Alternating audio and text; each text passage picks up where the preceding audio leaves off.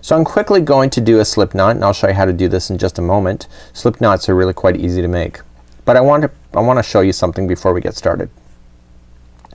Whenever you have a loop or a stitch or anything with crochet, your hook cannot fall out of this hole unless it's turned in a certain direction. So here is the loop that you see here. The only way to get this out is to face it down towards the project or towards the knot. So let's put it in.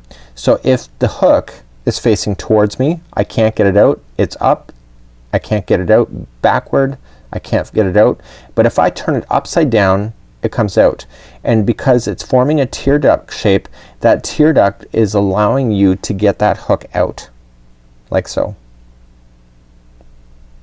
Okay, so if I turn it any other way, it's not gonna fall out. So you have to make sure that when you are going in and out of your stitches, this is where I talked about the flat area. We're gonna be rotating our hook because we're gonna come in, rotate, and see how I go down and pull it out through the bottom. So what you're going to always do is that this hook will always be turning direction of going up and down like so.